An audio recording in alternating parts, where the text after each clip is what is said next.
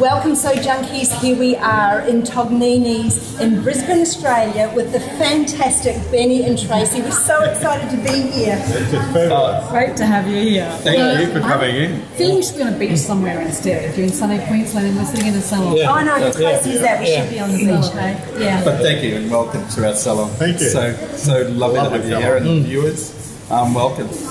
It's really, really lovely. Do you know, I just want to say the first thing that we noticed when we walked in here today was we were rushing, trying to find a park, all those things, and we walked in and I could just feel my energy calm right down. You've got this really lovely calmness. Is that because you're just naturally gorgeous, or is that something you're And he has to work on being naturally gorgeous. I'm the calm and she's gorgeous. But that is nice that you feel that way, because I think that's probably one of our aims, is to set a tranquil environment for your clients to arrive and just feel relaxed from the minute they step in the door. And we always have that thought that if we can get them through the basin, into the chair, open to any ideas, then Benni can let loose on any of his creativity. It's nice. Okay, well, you've achieved that beautifully. It's just so nice. It's really cool. Yeah. One of the big questions I just really want to get straight in there and ask you today is, you've been in business a long time, you've seen many, many changes over those years, and we all know the massive changes even in the last 5 to 10 years especially. What do you guys see as the biggest changes that have affected you or that are affecting our industry out here? I know for me personally, and it has changed, but it's probably changed a lot faster in the last 6 years than what it's probably happened in the last 15 years. And I know even our approach to anything that we do now is that anything that we have goal setting is shorter, not long term. Normally usually a 10-year goal setting or 5-year. Now it's become more micro goal setting. So I think the people that are walking into our industry, working in our industry, are different, and their mindsets are different compared to some old fellow like myself who've been in the industry for 40 years. They see all the values of hairdressing, and they want to visit it really quickly. Unlike someone like myself or some that have been in the industry for a long time, want to master it and become masters. I think it's a generation difference. The generation see by doing everything and maybe not at its highest peak, or a venture further than that, they see that a little bit differently. So therefore the outcomes become different. So our environment, we have to start changing our environment just purely to accommodate that. But also even the clients are coming in and seeing it change through the way how they handle things through social media and how the information's coming in. So all that's changed. So when we sort of take a look at that, you stop and start thinking, and then a lot of times, I suppose that's probably what keeps Tracey and I sort of fairly young in our mind in business, is because we just don't stagnate. You've got to keep changing. You've got to change with the times. And I think on the flip side, the clientele's changed. You've got a much more savvy clientele coming into your salon these days. Yep. They're much more well-read. They understand their needs a lot more. I think trends are being driven enormously by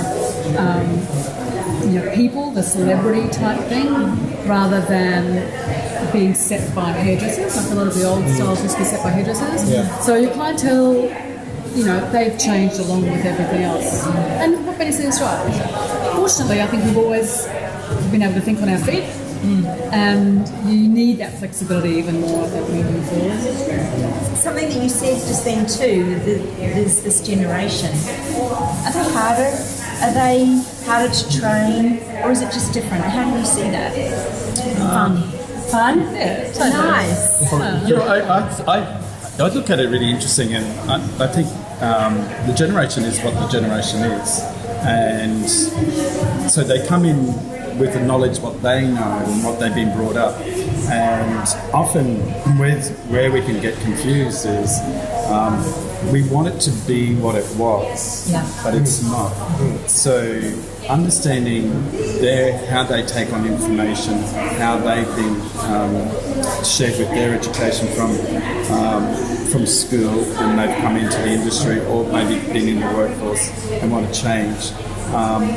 So aren't they difficult? They're just different. They have different needs. And often when half of you are stuck back in time and then the other half wants to be not there but in the future and trying to understand it, that's when people go, I don't understand what's going on. But I think somewhere there is a compromise that both parties need to look at, and one is for us it's trying to understand their needs and how do we make that work within our culture and how we set up our training systems, our belief, our techniques that we use. Because hairdressing doesn't change the way you cut hair. We just become smarter and wiser, and that's become from technology. So we either use better equipment, better tools, or the information comes better, and we can utilise that differently. But the physical part, that doesn't change. I was going to say, we've all raised people from the next generation, haven't we? So we've had an insight into it. And you've actually brought your family into the business, haven't you? So how's that going? We didn't even bring them, they just came running in. Like they do. I think Tracey's put a big enough bait for them to come in. I think Tracey would get on going, don't do hairdressing, don't do hairdressing. No, but it was more go and discover yourself and be who you need to be first. Because they're much more valuable to us. And now you're here because once you come, you're not leaving. So they had a few years without us, and it's just like, okay, we got you now. No, it's fabulous having the boys involved. So we've got two sons, Christian and Julian, and we've managed to replace ourselves. We've got one in admin and one on the floor, and both are very creative in their own genres. And no, it's fantastic. It's kept us young and moving forward. There are mornings where you wake up and go, okay, here we go again. It's not that bad. It's really good, actually. I think they just make us see things a little bit differently. They've helped us to maybe connect with our staff as well, to kind of understand the patterns how people think. I know Julian, when he started his training, and my attitude was, you will be training with me every week, 1 day a week. I'm going to do it this way, and it will start at A and finish at Z. And he taught me how to mix all that up, and not necessarily that it had to be in 1, 2, 3 modules. It could be 1 and 5, and that took me a long time. But it also made me really realise how I approach the training with the staff and understand that. Because for me, he was very frustrated. Because not only he is so super creative and so thinks way outside the box, but had a really great way to bring that and connect it to the consumer and to the team. So it took me a bit of time to understand that, but that's what broke me to break away from that system of system training. That's going to be this way. It's going to be done this way, and there's nothing wrong in how it's been put together. It comes when they need it.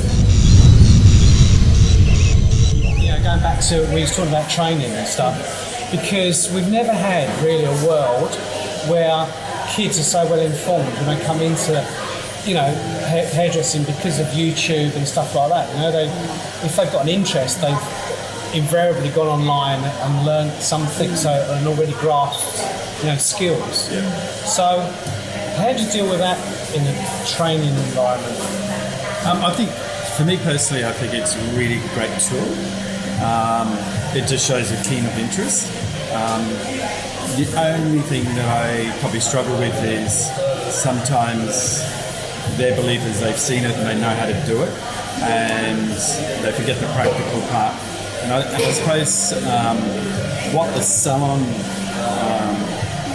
what the salon does for having a team member or a staff member either doing their apprenticeship in a salon or training in a salon is the experience. And so like we probably have 27, 30 staff, and a young person maybe see an application of oil or an application of a haircut that's been applied, but to see it live and to see it real that's where the difference is. But I think it's awesome information, a great way to get the information, but also a great way to utilise it in our training program. So in our training programs with the team that they have, part of that, we introduce that, and I encourage, because not only an apprentice needs to do their hours of working on the floor, but doing their hours at training, but there's this so-called homework that everyone, I think it's like anyone that starts work going, what is homework? It's study. And it's sort of researching and gaining knowledge, and the best tool is probably through YouTube, through company supply educational videos or formats. But I know I want that then to be performed back in the salon in front of one of our facilitators or educators, so they have a really great sense of understanding it. But just to add to that, we did this trip into the Philippines, and all these young girls had never touched hair before, but had little iPhones and went on YouTube and looked at all the haircuts. And that's what they spend their time. You know, like the week that we were there, they spent their time, and at the end, seeing them do a men's scissors over comb or a beautiful bob, I can't train someone in my salon in 1 week to do that. So it has power. Yeah. It just depends on how you use it.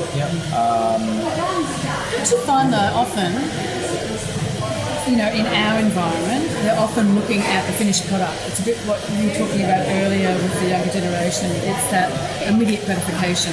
You get on because you don't really want to look at the steps along the way. You want to see it done. Yeah. Oh, I like that, I like that, I like that. And that's what they tend to look towards first, which is fabulous in that it broadens their minds to what's possible and how far they go. And until they pick the tools up and realise that you can't do it the first time, you have to put a little bit of effort in. But it is that generational thing where I want it now, and it goes back to the shorter goal setting and changing your training and mixing it up. And, sure.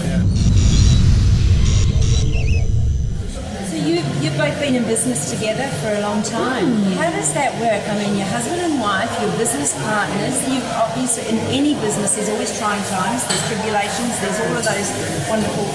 How does that work? How do you get through all of that personally as well as professionally? Because I know there's lots of Benny's the most incredible partner you could ever imagine, and he would never bring any of his issues home. I think we're both just forward-moving people. We don't really look backwards very often, and that goes with the good and the bad. Like you have some amazing wins, and you go, "Oh, that was fantastic. What's next?" And it's the same thing with the losses. You go, "Oh my god, glass of wine, move on." Before the boys entered, when they were younger, I was always very strict about how much conversation about work would happen at home. Work's for work, and very early stopped Benny from bringing the scissors home and doing family members' hair at home. So if you want your haircut, we have a salon. Happy for you to go in, obviously not charge you, but that's where work happens, and this is where we invite you to come home and be a family. So we try to stick to that. Yeah, I think we do a great job. For me personally, we identify our roles really, really clearly, especially in the work environment. I would like to say I don't go into the office until any of the Tracey or any of the administration staff of what they should do. And she doesn't come and tell me how to cut hair. So I think we identified that really early, and it did take a little bit of time to just sort of let go and trust. And I tend to agree with Tracey. The relationship is something that you're constantly working at, and where's the fine line? Because our life is is this, and it's been that for the last 36 years.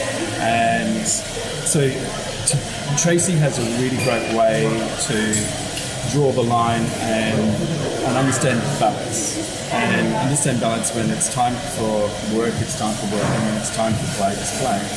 And it's not easy. I'm not going to say it's an easy thing. I think I love what Tracey said, that it just made me stop and think that we actually don't look backwards. You know, like what's happened has happened. Yeah. And we just probably, we go in the direction that we face and we keep going forward. And, you know, often I think over time with a partner, you learn some things stick and some things don't. And I think we have a really great understanding of that. And I think it could be a really unbalanced type of relationship too, because Benny's hugely successful and, you know, very well known in the industry, and lots of accolades always go towards a creative one, and it could just be out of whack. But Benny is also incredibly generous in including me in everything. So any personal win of his has always been considered my win as well. Yeah, that's nice. And it is, right? Yeah.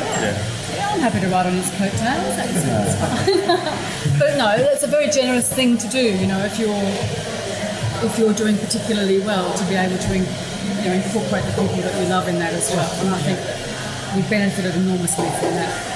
So when you're all together as a family, because of course the boys are involved in the business as well, so are you having a nice family dinner, and then all of a sudden we start talking about whatever we're doing with the salon or our next trip to the Philippines or whatever? Does that happen? With 3 grandsons going crazy around us, a little to talk about anything else. We sort of hide from Tracey and That's right, they put me in the kitchen. and we put her in the kitchen, and then we hide in the lounge area, and we do. I mean, we do talk about that. Tracey has a really great policy, and as much as probably sometimes I don't like it, that come home, and it's family time, it's our time, and we try and leave work outside, and I say try. It's healthy to talk about it as well. Yeah. And often the occasion will start with conversation about work, because that's the sort of thing you all pull in together. Mm-hmm. But it's kind of like, okay, we've got 10 more minutes on this one, and let's move on. Because you can get really bogged down. Yeah. People will say, oh, you're so lucky, you see your kids every day. I go, it's work. That's not seeing my children. Quite different, it's work. yes. Yeah. And there's still a requirement to have them in your lives apart from as your salon child. situation. Yeah. Precisely. And we do manage that pretty well, I think. And it probably helps because the boys did have other interests before. They both didn't start with us until they were 24, 25. So they brought other interests and other skills and other loves to the business as well. But we do definitely try to make business discussion time during business hours, try to set meetings where we talk about it during business hours, specifically. But, it's tricky. So you have regular meetings? Like, are they a formal thing, or is it like... No, it gets like that too. Yeah. A little bit of both. Yeah. Okay. We try to lock things in, every couple of weeks to sit down, and then every 3 months we'll have a really big planning and moving forward meeting, and we incorporate our business development guy, who's also an accountant who's fabulous. So we do discuss as a family how we're going to move forward and what our roles will be. Nice. So, and I think we've benefited because there's lots of respect. Because Christian and Jules are probably in the same situation as Benny and I, where Jules is the creative and he gets the accolades and the adoration, and Christian's at the back slogging out, doing all the hard stuff. But Jules also is very good at recognising what Christian brings to the table. So we're kind of fortunate. The family does what makes it successful, and is it thinks on its feet. Yeah. We have trust. Yes. And I think that's probably the number one thing, is that if there's something that's happening and Trace and I are not here, or 3 of us are not here, and one has to make a decision, we trust that decision. And it's good. I think to think on your feet, to either put out fires or to make a decision on something is awesome. And I don't know where that's come from. I think it's just something that we have and we shared it. And as far as business goes, I guess that's really important, isn't it? Trust and respect for each other. If you don't have that within your business dealings, then it's not going to be a very successful or pleasant experience. One thing I've been itching to ask is, where does the creativity come from? Like, where do you get your inspiration, and as the business as a whole, where does that, what do you see and think, oh yeah, that's so cool? Where does that come from? From the fear in the pit of your stomach of failing. I think. It's like, oh God, I better try harder. When I look at, for example, I look at people like Richard Branson. I think, well, who does Richard Branson follow on Facebook or social media? Who does he look at? Because he must look at people. It's a question that gets asked a lot, and I just don't know how to answer that, because creativity, and I'm going to just talk here now.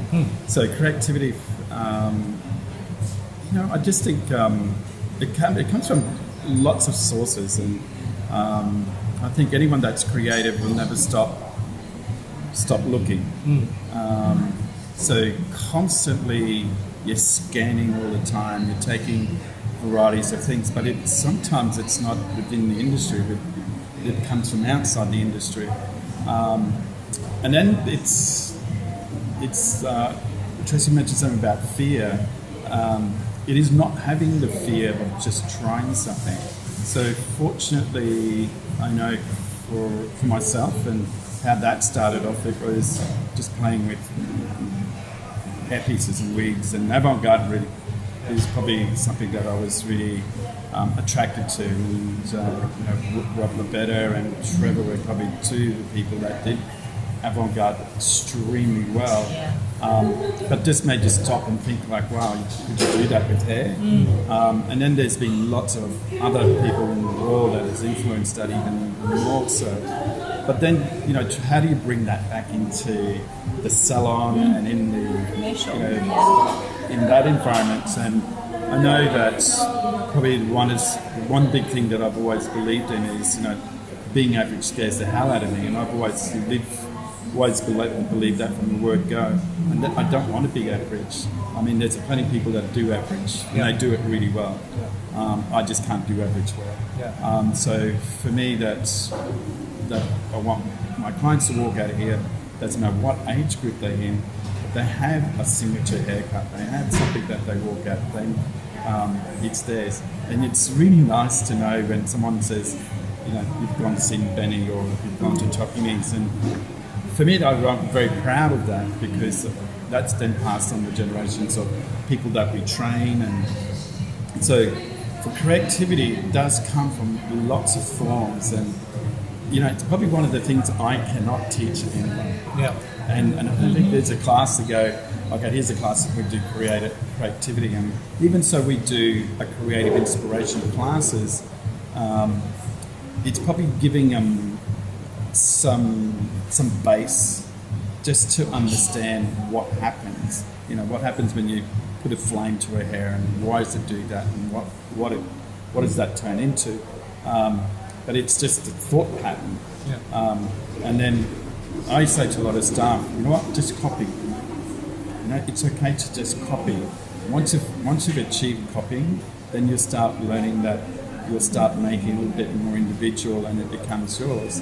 And we see that in the world, like someone comes up with an amazing shape, and then we all copy it, and then we put our own little twist to it. And thank God human beings are different to each other, because that's where it becomes really different. So that same philosophy, from what I gather so far, is how you grow the business here as well. Would it be kind of similar when you? I think you're right. we're not probably a good business model to work on. We don't set out to achieve something and then work to it. Often it's like business model to me, by the way. Trying to explain it's a bit more difficult, but okay. It's because you're using your intuition. I think you're present in that moment.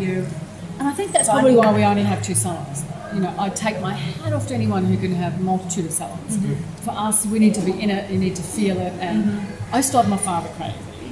My dad, when he was working in management and most organised, always had one of those desks that was cleared of everything and everything was done at the end of the day and ticked and crossed. And I do his head in. He'd just go like, how can you work in this environment for a start? But it's like you have to have plans and you have to put projections and you have to have projections.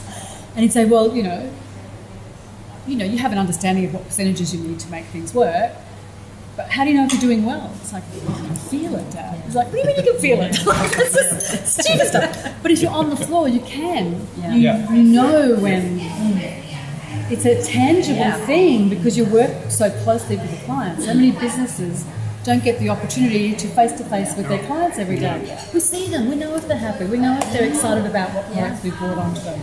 We know if they love what we've done, and we know it instantaneously. So you do work on this feeling rather than projections and, all the other things that, sorry Dad, that he does so well and I do so poorly. Yeah. No, we believe it's the perfect business model. It is. It's got everything going in its favour. Yeah. You know your clients one-on-one. So lucky. Like I say, whether you've done a good job. Also, marketers will die to have the information about the clients that we have. Yeah. You talk to your clients, you could ask them about how they feel about your business, if you wanted to. So tell me, we all make mistakes in business, or you can call it experience, whatever you like to use. Is there something that you look back on and think, wow, that was just massive, it didn't go how we wanted, but what a learning curve, and we wouldn't be where we are today without it? Is there anything like that that's for well? Well, just pick one. You can just pick one. Oh, God. Well, I think by now you probably get that we kind of think on our feet a bit. So there's lots of things that fail miserably because the planning and execution perhaps isn't quite as intricate as we'd like. No, so it's a bit hard because we don't tend to look backwards nearly enough, I don't think. But little things like, maybe you've stayed in a salon space a year longer than you should have. I know we've been saved from doing a few things by thinking we're going to plan things, so maybe we're never meant to be planners. Because one of our big plans was always to own the property that our business is going to be in. And we spent years looking for stuff. And, if that had come off, we never would be in the space we're in now. And the flexibility of being able to choose to come and go without having ownership probably suits us more than we realised at the time. So I think sometimes you're in something and you think it is a disaster, but it's it presents itself so you can learn something. Sure. And I tend to agree with Tracey. I said probably anything that we've done is just moving into different spaces. And when I go to Tracey, sometimes you stay too long, and sometimes you need to move, and that just screams out comfortability.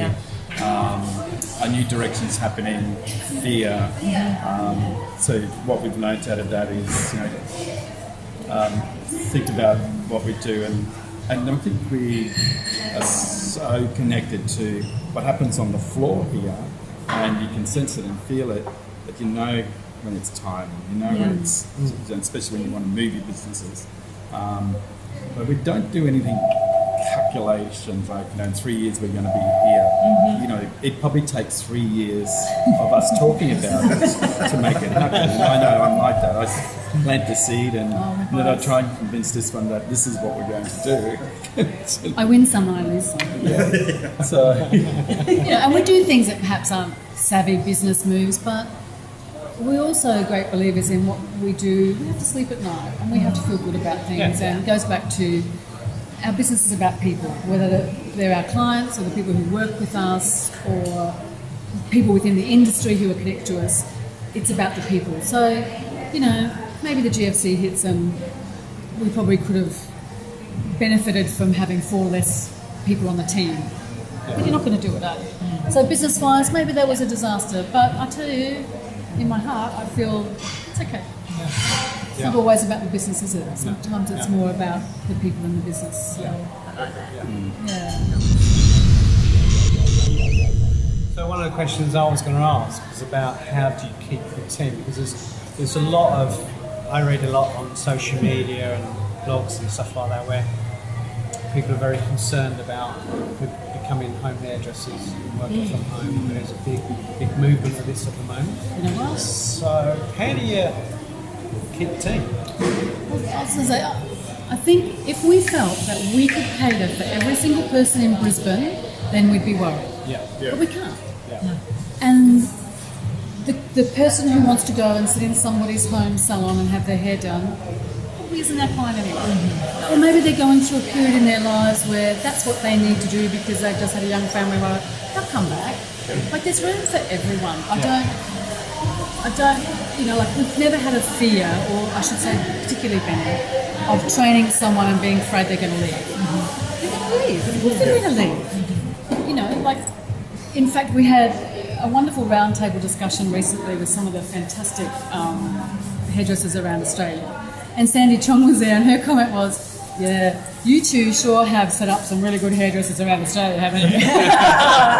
And it's like, yeah, why wouldn't you be proud of that? Absolutely. And look, it is, it is, and there's so much talk about it. There's so much talk about young people just running a chair and doing their own thing. And part of me inside, I squirm and think like, okay, well that's cool. And I think I had a really, to the viewers in Hong Kong, this is going to be directed at you. You know, I went to Hong Kong a couple of weeks ago and we did a bit of a tour to understand the market there, because we're wanting to do some type of education. And understanding the market there, that the majority of hairdressers just work for themselves in the salon. And their need to train them becomes different because now it's about money. And all they think is, I've done my time, my apprenticeship, and I'm on the floor, I've got a clientele. And all I just got to say to you is think about the day when you're sick, think about the day when you're on holidays. Think about all those times that you are going to have what you have and will never grow any bigger than that. And all it is about you and being very narrow-minded this way. And in working with a great team of people, what that opens up is awareness of sharing and the ability of growing together. And there's nothing wrong with growing together. It's like understanding what Tracey said. There is a market for every client and there's a market for every hairdresser. And we just got to narrow that.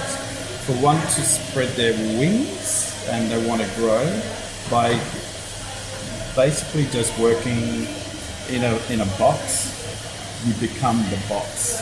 And it's very, very, the box becomes very heavy and it becomes very negative because there is then no room for change, because for them to end up going to an educational program or to go to not to work that day and go and do something, they know that it's going to cost some serious money.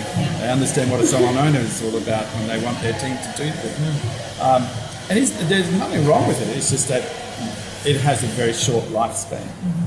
And so when I look at things like that, and yeah, the industry is it's definitely moving that way because people think that it's instant pop-up salons, just working like that.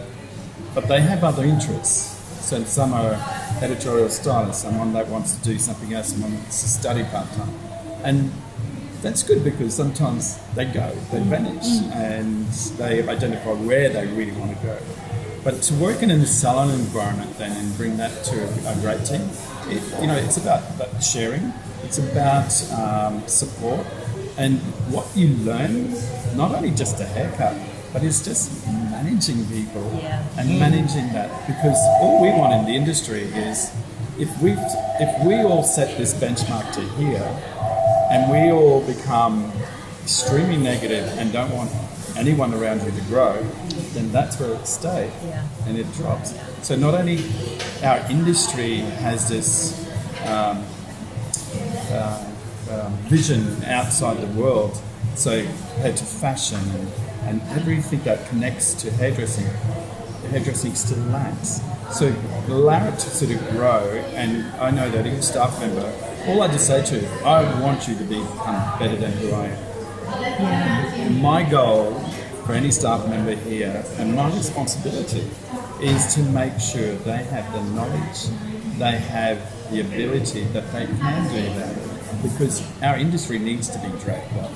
And if we keep tugging them down and keep going, so I know everyone that comes to work here has an expiry date, and we don't like it. Like, I hate when people leave, but we have an expiry date, and we want them to move. We want them to grow, and I want to see them, grow and share their knowledge. So we probably aim to see people leave here, become educators, or just master your craft to be as good, to share that, and their goal is to keep going.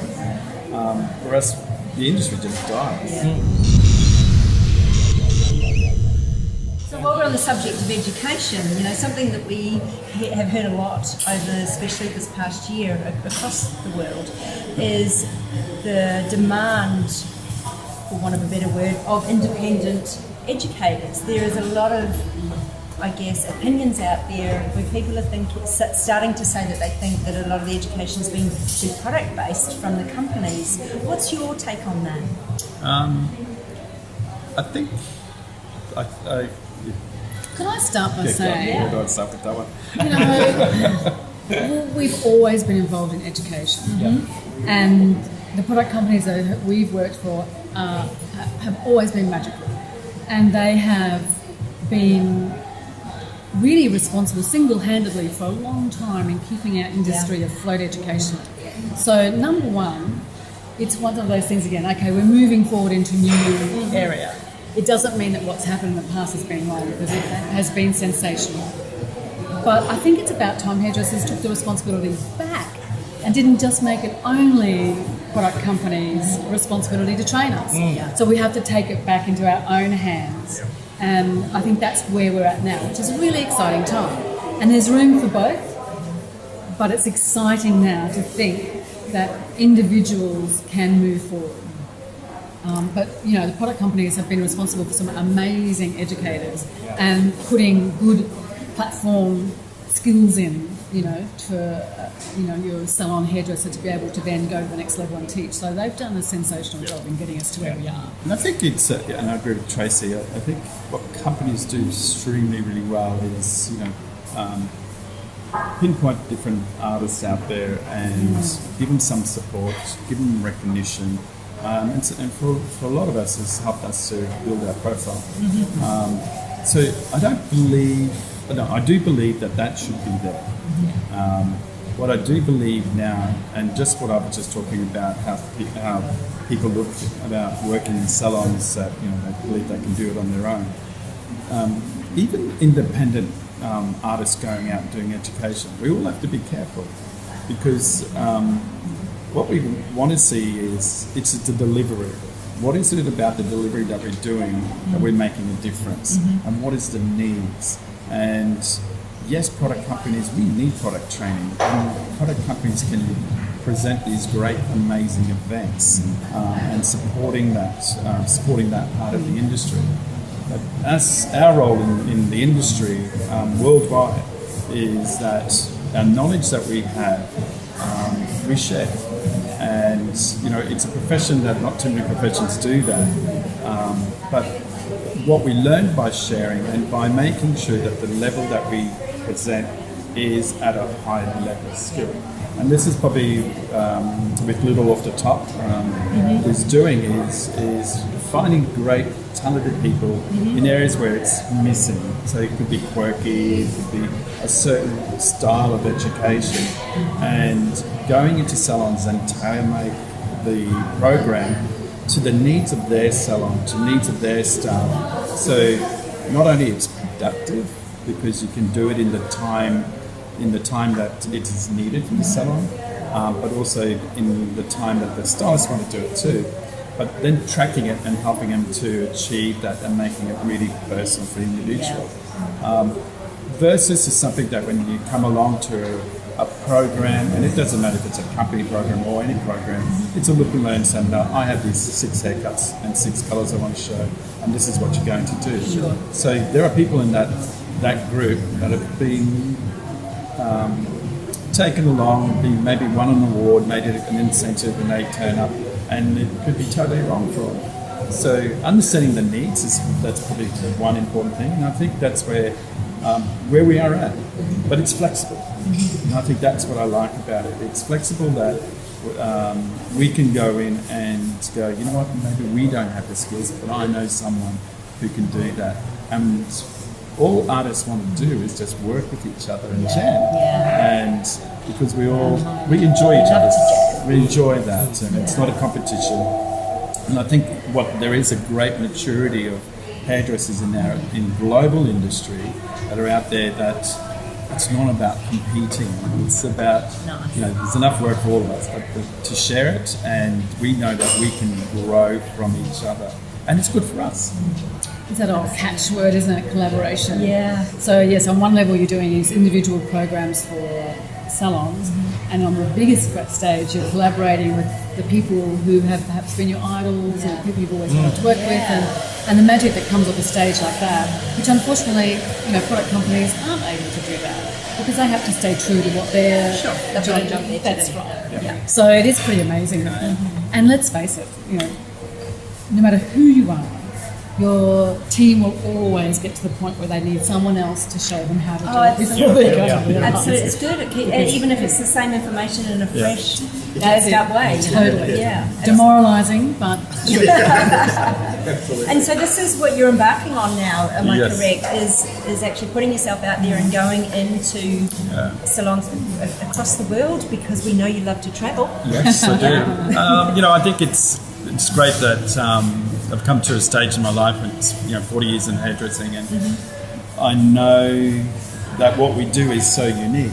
And is there a fit, or is a box that we fit into? And I can't see that. I just see that there's a wealth of experience through all parts of hairdressing skill, and with the boys putting Little Off the Top together, and it's their initiative, and the boys have just employed me, so it's really nice that I'm doing that. it's a really nice program though. So Little Off the Top is Jules' brainchild. Yes. And And we'll put a link for that just under here. Yeah. And the latest, aside from all the education Jules does and the interesting things that he does along the way, and he educates both for hairdressers and for consumer, but this is an opportunity for our industry. And he's met so many great people. It's a collaborative thing. So what Little Off the Top is really doing is setting up an education agency. So they invite the people that they feel would be able to give something back to the industry, and they're put on, it's a bit like a modelling agency really, where you've got this talent on the books, and then people can come and register what they would like to see or who they would like to have to come to the salon, and then we will try and make the fits happen. So that's really what it's about. And this is global, or are you starting it off here It's in only Australia? brand new, so I think Yeah. the website's only just up and running. Okay. Is it up yet, Liv? Nearly. Okay. So By the time this goes out, we'll have a link for that as well. that's it. Yeah. So yes, the website will be up with information about each of the educators that we're beginning this new venture with. And Jules has done so much. He calls his private education peep shows. So he has done lots of peep shows. There's lots of interest for Benny to go out this year as well as Jules. Christian's going to be involved doing business, so we'll do a few things across the board. So it's a really exciting year to take what we've done for the last 30 odd years and onto a new platform. So we're really excited. So it's a real legacy, isn't it? It's really, I know it sounds cliche paying it forward, but that's where you're at. It's passing on that wisdom, it's passing on that journey, and the great thing is when we do educate, we actually learn all at the same time as well, which is very cool. So you've been involved in, do you want to tell our So Junkies out there all about Philippines, because you've just come back from there? I'd love to. We've just come back from the Philippines, which is Hair Aid. And Hair Aid is an association where we go in and help underprivileged people. And, It's a charity, Mark. It's a recognised charity. And so the last 2 years I've been involved, and I think it's been going over nearly 6 years now. And it purely started off by doing dressmaking, and it was a need that was to help ladies to just give them some income to feed their family. And also what happens out there is that a lot of families end up selling their daughters off to the sex trade out there. So we're trying to put a stop to that and give them another way, an avenue to sort of make that happen. And my involvement was, from last year through Shush, we raised some money and donated that money from the program, and then we volunteered that we would go and help, and unknowing to what was going to happen, we all came back and we were all being touched by what we saw, and I suppose that we couldn't stop talking about it. And how that actually really works is that where we go over, and there's probably 4 communities that we work in. There's probably anything up to 10 to 40 people in per class. They spend the whole week with a couple of educators, and we go through and teach them, hold a pair of scissors, how to section up, then how you cut it one length, how do you use clippers, scissors over comb, and really just basic stuff. But all that in 1 week, though. I know, that's what I And through my mind, I'm really, okay, so how do you do that? Yeah. How do you possibly... And you know what, it just makes me realise that, a lot of it's not perfect, Sure. but it's better than what they've got. Yeah. But what happens is, I don't know what happens between Monday to Friday.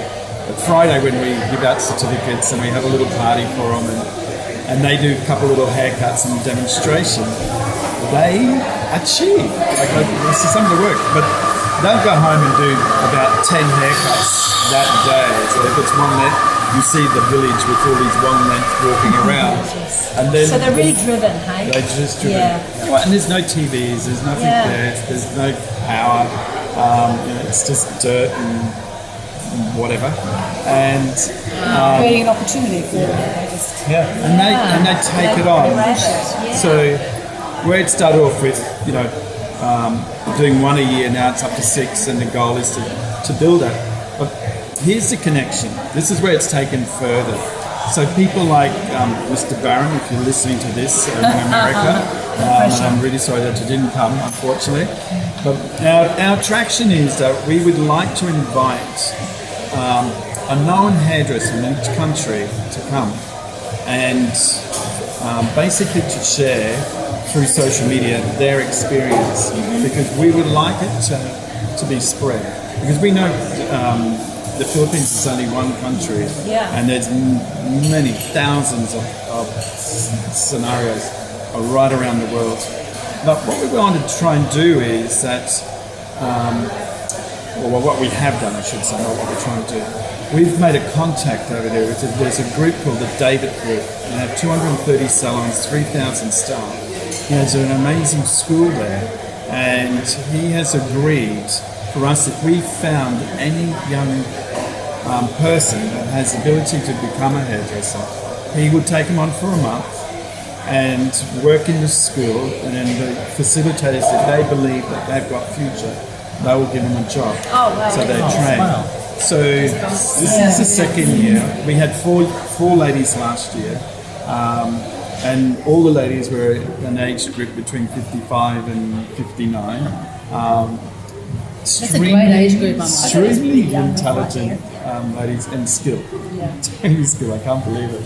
And this year we had a lot more younger group of people, and we have found another 4 that are going to go to the school, and we really believe that we found one person that will make it.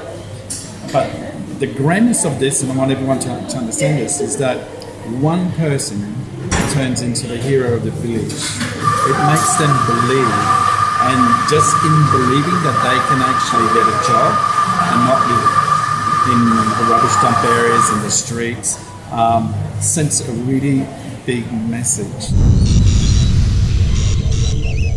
So, what's your future hold? What are you? I think a lot of the initiatives that have been started this year, especially externally from the salon, the Little Off the Top website is incredibly exciting. Yeah. They've got a grooming website that is also in the mix. I don't know, things have legs and they just have a tendency to creep away from us ever so fast. But that's probably our focus currently, and really getting off the private education. Yeah, sounds very exciting. And I think, there's a whole aspect of the Tognini side in the salon is, improving. My main aim is with the staff, our training, making sure that we keep on achieving. We constantly always have a new group of people, so that doesn't change. Their future is like any salon owner, and for me personally, I just would love see our team competing, taking photographs, learning the aspect of their skills further. Do we see Tognini's growing in a number of salons? I tend to agree with Tracey. That doesn't really interest us. I think we are definitely in a Brisbane group. I love the uniqueness of that. We're not a franchise. Nothing wrong with a franchise. That's how we love to keep control. I think we're both control freaks. Just some of the outside things that we've touched on. Shush has been a really big that's been direction. amazing. So with Robert Babetta and Emiliano Vitali and myself. Is it worth mentioning? Yeah, go on. Emiliano had a baby girl last night. Yay! Welcome, Mariana. Now the fun begins. There's that group. We went to Hong Kong and Taipei. We've been asked to come over to Canada and America and England. Even with that, we just think that we want to get it right. We know we've got something very special because the rest of the world are interested in it. And I think for that is just planning. It's planning education.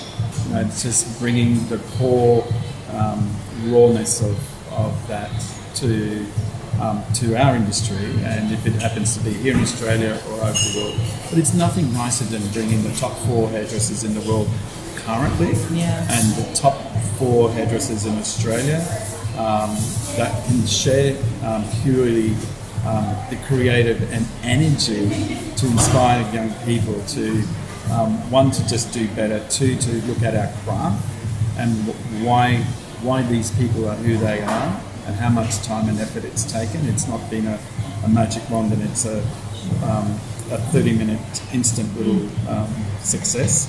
And their journey, and just working with them. So working backstage and having that connection, and then just seeing them live and talking to them and touching them. And we all, every artist out there, we're all real. And all we want, it's beautiful that get the accolades and the pats on the back, and some people say get bigger, and that's how they cope with it, and some people do it really, really well. And I think for me, I love that. I love it because the only way we can get the artist is not to have branding of companies, and companies' branding is surrounded on the outside, but not in the inside, neutral core platform. And we all need each other, so that works really, really well. And I'd love to see that continue in the growth, and we're interested in talking to different people. And then, one of the things that we touched on last year with Gary and Jane Wild from Sydney, which is Open Mic Night, and that has such a beautiful connection to community that is close and it's touchable. And bringing education to, once again, it's raw presentation that people can see. But if it's just so community, the word community to me is about, we work together and we're not afraid, and the competitiveness is always there. You need to have that, but that doesn't mean we don't talk to each other. Yeah, And that's for what I sure. don't get when you hear people just have this. It's just like, get over it, build a bridge, get over it, because we are doing what we're doing, and this is what we do, and we invite people to come up and make that happen. So I'm interested in seeing that to grow, and that has a beautiful connection. And I know some of the viewers probably don't know about it, but if you get a chance to have anything that's got open mic night, is a really another way of presenting education. That's great. I think our core focus and everything that we're moving forward on, our real belief, and we've discussed this as a family all the time, is But only in work time. not only Yes. yes. back to is to bring the rock star back into our industry. Yeah. You know, it's when I first met Benny, they were rock stars. I mean, hair direction was given from hairdressers. Yeah. And we've given that over, and we've passed it over to people like the Kardashians. Yeah. You know, like, why should they be controlling hair direction? We need to take control of it. So I think anything that we are presenting education-wise, any education we're doing with our team, it's about directing clients again. Not having them sit down and tell us exactly what they want, but us to come forward with our suggestions and ideas. Like all the latest colour work that's happening. Yeah. It's very hairdressing directional again, and it's fantastic. And I think that's what the industry needs, and that's definitely what we are aiming for. Thank you for listening, and thank you for Sew Magazine for having us, and we really appreciate that. Thanks, Our guys. pleasure. Yeah, it's been just Awesome. beautiful. Can't you see why we got up extra early this morning to come and see these guys? Yeah. Thanks. Thank you so much, So Junkies. It's been wonderful to have you with us today, and I know that you will make use of all those wonderful links that we give you. Go and check them all out, because there is just so many things that we can do together as a hairdressing community. It's pretty exciting, hey? Thank you so much. Thanks. Junkies.